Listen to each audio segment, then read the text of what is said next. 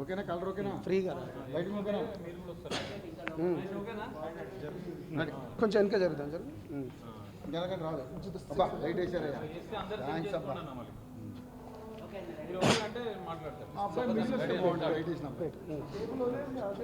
Ready అన్న? Media మిత్రులందరికీ నమస్కారం. నేను మీ సంపద నాయక్ని. గత 15 ఏళ్ళుగా మీ మీడియా వారు చూస్తూనే ఉన్నారు ఎటువంటి ఉద్యమాలు చేస్తున్నామో. ముఖ్యంగా గత కొద్ది రోజులుగా మంగ్లీ గారి వ్యవహారం మొత్తం మీరు చూస్తూనే ఉన్నారు. ముఖ్యంగా మంగ్లీ గారి పైన మేము ఇవాళ ఇక్కడికి ఎందుకు రావడం జరిగిందంటే, మంగ్లీ గారి పైన పంజాగుట్ట పోలీస్ స్టేషన్లో A5గా కేసు నమోదు చేయడం జరిగింది. అసలైన విషయానికి వస్తే అనేక పేద బిడ్డలవి కేసు ఏంటిదంటే, అనేక పేద బిడ్డలవి, అది ఎవరైనా కావచ్చు. ముఖ్యంగా 100%లో 60 నుంచి 70% బంజారా బిడ్డలై డబ్బులు మైక్రో ఫైనాన్స్ పేరిట వసూలు చేసినట్టు ఆరోపణలు వస్తున్నాయి. ఆ ఆరోపణలలో ఇది కేవలం 10 నుంచి 15 కోట్లు కాదు, ఇది 100 నుంచి దగ్గర 200 కోట్లని అంటున్నారు మీ మీడియా వాళ్ళు కూడా. నేనేమంటున్నానంటే, చిన్న కేసు, ఒక గవర్నమెంట్ ఆఫీసర్ పైన చిన్న కేసు పెడితేనే సస్పెన్షన్కి గురి చేస్తారు. అది మీ అందరికీ తెలిసిందే. అది మీ మీడియాలో కానీ ఏమైనా చిన్న బ్రైబ్ తీసుకున్నా కానీ మిమ్మల్ని కూడా కనీసం దూరం పెడతారు. అదే మీడియా నుంచి వచ్చింది. మంగ్లీ ఒక గిరిజన బిడ్డ అయినా కానీ ఇవాళ పేద బిడ్డలు, పేద ప్రజలు తను చేసిన పాటలు పాడింది ఇవాళ తనని ఇవాళ ఇంత అందలం ఎవరు ఎక్కించిండ్రంటే కేవలం పేద బిడ్డలే ఎక్కించిండ్రు. ఇవాళ ఒక మీడియా ఛానల్కి వచ్చి తెలంగాణ ధూమ్ధాములు నడిపేటప్పుడు కావచ్చు, లేకపోతే యూట్యూబ్లలో పాటలు పాడుకునేటప్పుడు కావచ్చు, లేకపోతే V6 ఛానల్లో కూడా కావచ్చు, పనిచేసి ఇంత ఎందుకు వచ్చిందంటే పేద బిడ్డలు తనను హక్కున చేర్చుకున్నారు కాబట్టే తను ఇవాళ బయటకు వచ్చింది. కానీ అదే పేద బిడ్డలై రక్త మాంసపు ముద్దలతోని, చెమట రక్తంతోని ఒక్కొక్కరు సంపాదించుకున్న డబ్బు ఇది ఎవడబ్బా సొత్తు? నిజంగా మీ మీడియా వాళ్ళకు తను ఆ రోజు క్వశ్చన్ చేసింది. నిజంగా ఆ మధు అనే పర్సన్కి తినకు సంబంధం లేకపోతే ఆ రోజు లాయర్ పైన నువ్వు కేసు పెట్టడం కాదు, డీజీపీ ఆఫీసర్ దగ్గరికి నువ్వు కేసు పెట్టినావు కదా, ఎవరిపైన కేసు పెట్టాలి? మధుగారి పైన కదా నువ్వు కేసు పెట్టాలి. మధుగారు కదా నిన్ను వాడుకున్నాదని చెప్పింది. నువ్వు మధుగారి పైన కేసు పెట్టావా? ఎప్పుడు పెట్టావు? మీ మీడియాను వక్రీకరించిందో ఏం జరిగిందో మీ అందరికీ తెలిసిన విషయమే. మేము ఒకటే అంటున్నాం, ఇందులో నిజాలు బయటికి రావాలి, పేద బిడ్డలకు న్యాయం జరగాలి.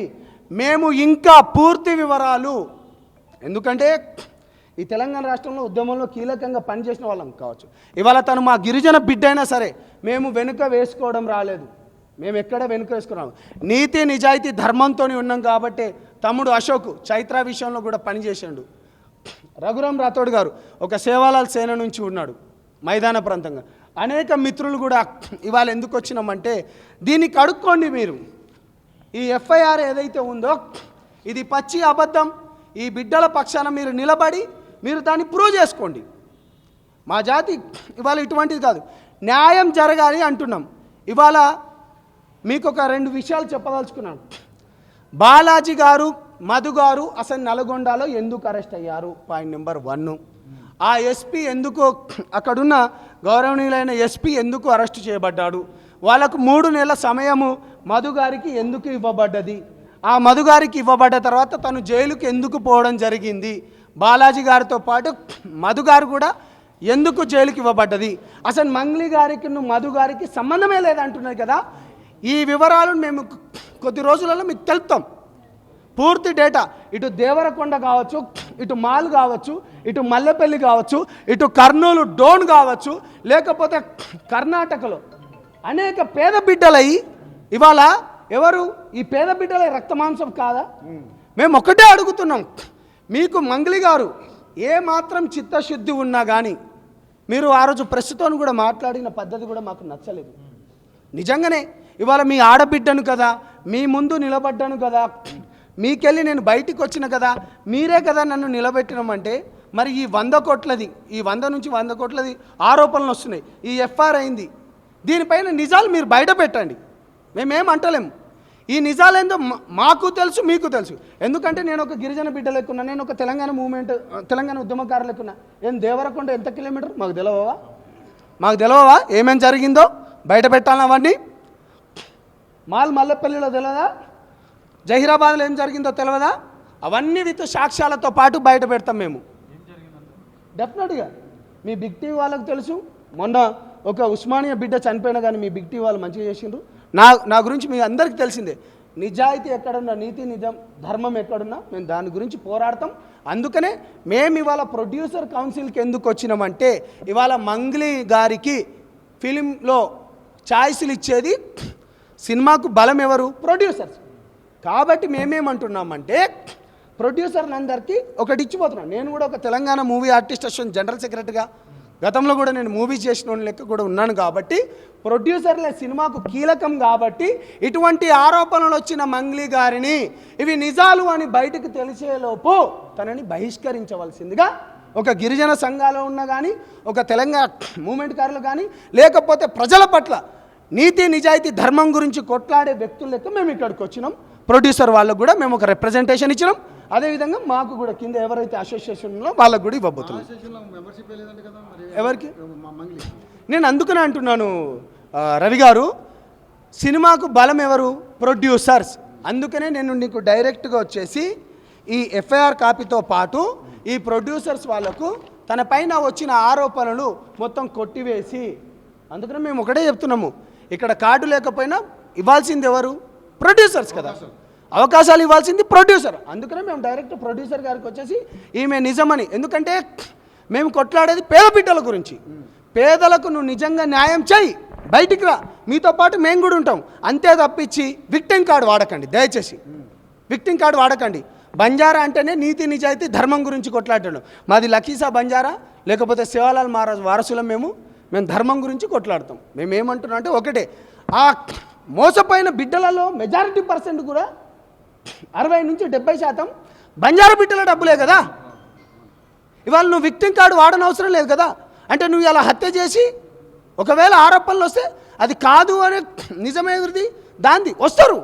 ఇవాళ వాళ్ళు కూడా అందరూ మల్లెపల్లి, దేవరకొండ లేకపోతే డోన్ కానీ, కర్నూలు కానీ, కర్ణాటక నుంచి కానీ వచ్చేటోళ్ళు నాకు అప్రోచ్ అవుతున్నారు.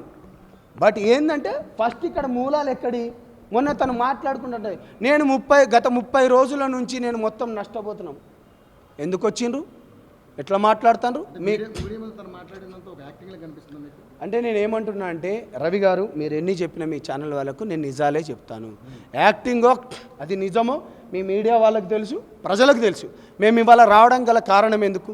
ఈ 5-6 రోజుల నుంచి మాకు బాధితుల్లో కొంతమంది మమ్మల్ని అప్రోచ్ అవుతున్నారు. ఎందుకు? ఒక ఆడబిడ్డ కదా, ఎందుకు కష్టపడి వచ్చింది కదా, ఎందుకు ఒక ఇదే యూట్యూబ్ ఛానల్లోకి వెళ్ళి V6 ఛానల్కి వెళ్ళి తన గాత్రంతో అనుకున్నాం. కానీ నువ్వు ఎవరైతే నిన్ను లేపినరో ఆ పేద బిడ్డలను వాళ్ళకి అన్యాయం జరిగినప్పుడు నువ్వు నిలబడాలి. ఎవడైతే 100 కోట్లు వసూలు చేసిండ్రో ఆ మధు పైన మీరు కంప్లైంట్ అప్పుడు పెట్టలేదు. మీ మీడియా వాళ్ళు ఏంది ఆ లాయర్ పైన పెట్టినంటుంది కానీ సుబ్బు పైన కానీ నువ్వు మధు పైన ఇప్పుడు ఆరోపణలు చేసినావు. ఇప్పుడు బిగ్ టీవీ ఛానల్ నేను వాడుకొని పెట్టుకుంటా అంటే మీరు నా పైన కదా కేసు పెట్టాలి. ఆ నిజాలన్నీ బయటకు వస్తున్నాయి. ఒక 2-3 రోజుల తర్వాత విత్ ప్రూఫ్స్తోని మాట్లాడడం కాదు. సంపత్ నాయక్ గురించి మీ అందరికీ తెలిసిన విషయమే. నేను ఏమంటున్నానా, నువ్వే చెప్పడం కాదు. ఇవాళ కేసు నువ్వో నేనో కట్టను. పోలీస్ డిపార్ట్మెంట్లో ఎవరు చేస్తారు? A5 మంగ్లీ గారు అనేది ఇది ఎఫ్ఐఆర్ చూపిస్తున్నాను నేను. ఇది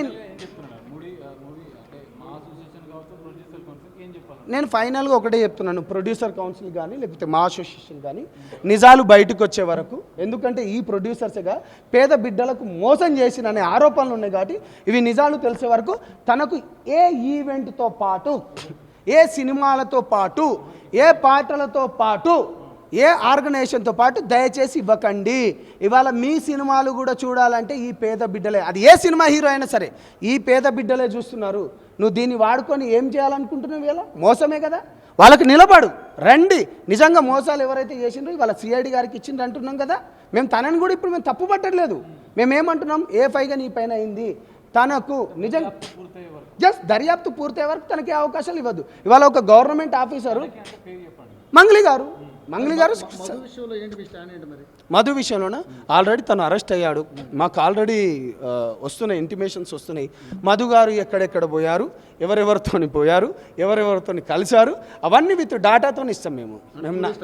నేను డెఫినెట్లీ ఇదే 2 డేస్లో మీ అందరికీ, మీ మీడియా వాళ్ళకి పిలుస్తాను, విత్ డాటాతోని పిలుస్తున్నాం. ఇవాళ గిరిజన మాతో పాటుగా ఇవాళ గిరిజన సంఘాలు, సేవాలాల్ సంఘం కానీ, లేకపోతే తమ్ముడు మిత్రుడు అశోక్ గారు కానీ, అన్న సురేష్ గారు కావచ్చు కానీ, లక్ష్మణ్ అన్న గారు కావచ్చు కానీ, మేమందరం రూపేష్ అన్న గారు కావచ్చు కానీ, మేమందరం ఎందుకు వచ్చినంటే నీతి నిజాయితీని బతికించండి, పేద బిడ్డల పక్షాన మా గొంతు ఎప్పటికీ ఉంటుందని చెప్పడానికి వచ్చినాం. సంపత్ గారి రమావత్ మాకు చెప్పాడు కదా, ఈ మంగ్లీకి సంబంధం లేదా, ఇన్వాల్వ్ చేయొద్దని ఆయనే స్వయంగా చెప్పిండు కదా.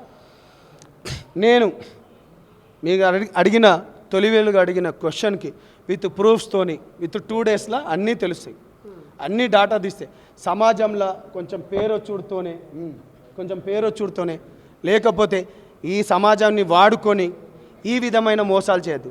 గతంలో మైక్రో ఫైనాన్స్ మోసాలు కావచ్చు, లేకపోతే అనేక మోసాలు మనం చూసినాం. ఇవాళ మీకు కనిపించడానికి ఇవి 5 లక్షలు 10 లక్షలు కనిపిస్తున్నాయి కావచ్చు, కానీ ఇవాళ వాళ్ళ బిడ్డలకు, ఇవాళ వాళ్ళ పెళ్ళిళ్ళు, వాళ్ళు పుస్తలు అమ్ముకొని అనేక మంది వాళ్ళ డబ్బులు ఇచ్చిండు. మాకు నిజాలు మా దగ్గర కొంతమంది వస్తున్నారు, ఆరోపణలు మాకు వస్తున్నాయి, వాళ్ళకు భయభ్రాంతులకు గురి చేస్తున్నారు. ఒకవేళ మీరు కానీ బయటికి ప్రెస్ వాళ్ళకు, మీడియాకు వచ్చి చెప్తే మేము మీకు ఇచ్చే డబ్బులు కూడా ఇవ్వం, మేము జైల్లోకి పోతాం కావాలనుకుంటా అంటున్నారు.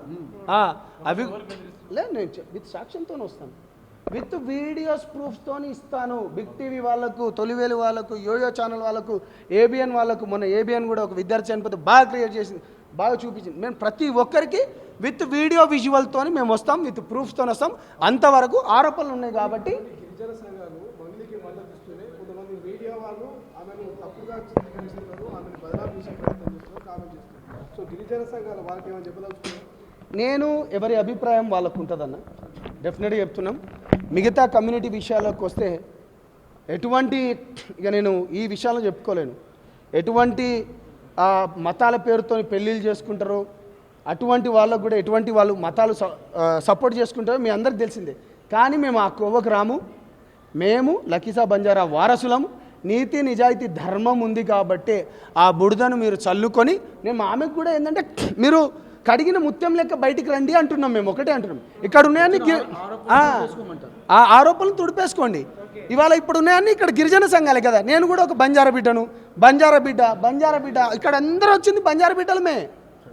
మా ఏమంటున్నాం, నీతి నిజాయితీ కొరకు ధర్మం గురించి మేము కష్టపడుతున్నాం, కొట్లాడుతున్నాం. ఏ ప్రొడ్యూసర్, ఏ ఈవెంట్ ఆర్గనైజేషన్ తిన ఆరోపణలు నిజమయ్యే వరకు, అంటే అబద్ధాలు పేద బిడ్డలకు న్యాయం జరిగే వరకు తనకు సపోర్ట్ చేస్తాం. వస్తాం రవి గారు, మీకు బాగా తెలుసు, 15 సంవత్సరాల నుంచి మీరు నన్ను చూస్తున్నారు, అనేక ఇంటర్వ్యూలు చూస్తున్నారు. డెఫినెట్గా థ్యాంక్ యూ అన్న. రైట్ అన్న. ఇలాంటి మరిన్ని వీడియోల కోసం మా యూట్యూబ్ ఛానల్ను లైక్ చేసి సబ్స్క్రైబ్ చేసుకోండి.